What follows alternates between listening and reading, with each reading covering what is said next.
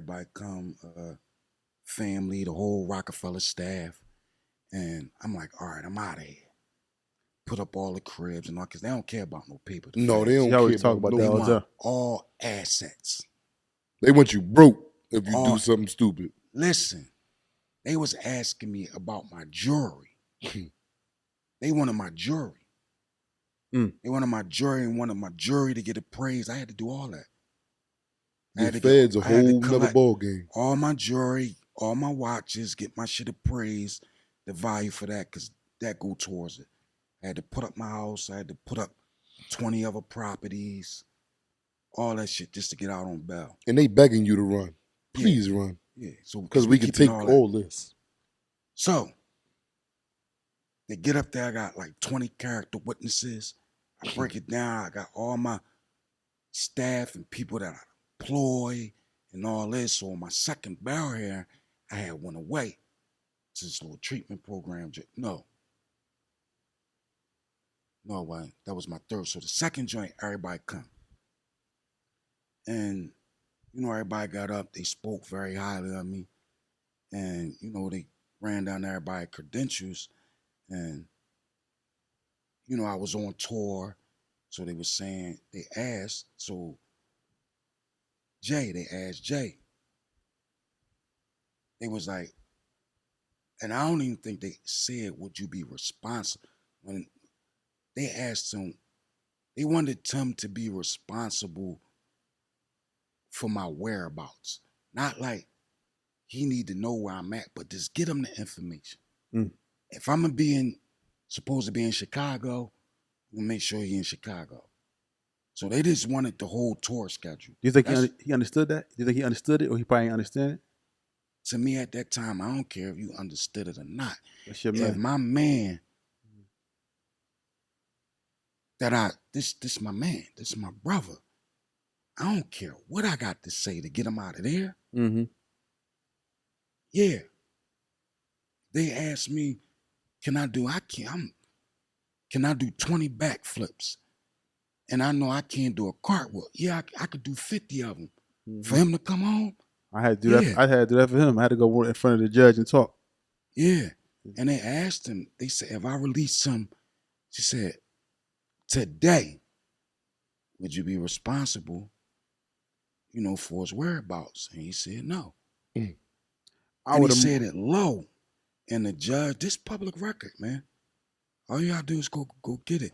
She asked him, she paused. When he said no, she was like, can you speak up in a microphone? And she was like, if we release him today, in your custody to be able to go back on tour and this, that, and the third, would you be responsible? And he was like, no. And the whole courtroom went crazy. Dame snapping, big snapping, niggas looking like, what? And she couldn't believe it. Bro, she asked him 4 times.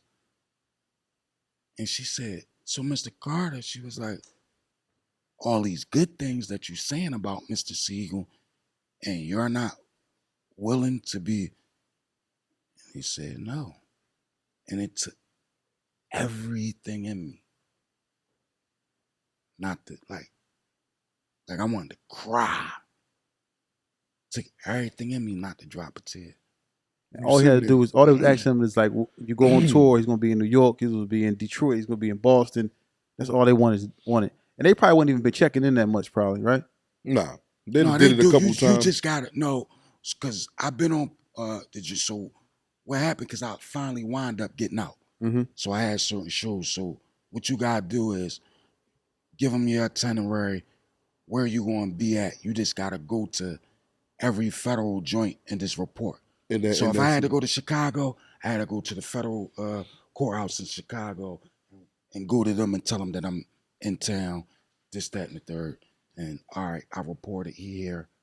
Go about your business. Let me rewind something.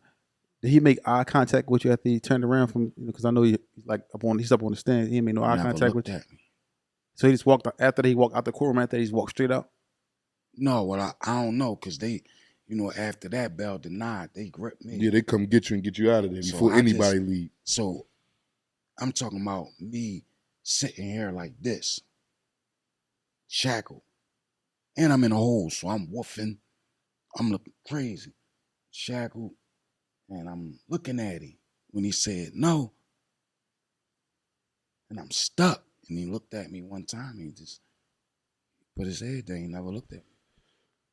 And I had to get up and walk by everybody and look at Family, him. kids, everybody looking. And I just smiled. Now I see you laugh to keep from crying. Yeah. I just smiled and just was like, I told my mom, I was just like, I'm good. Did he ever explain to you his reason behind doing it? No. That's the only gripe I got with Jay.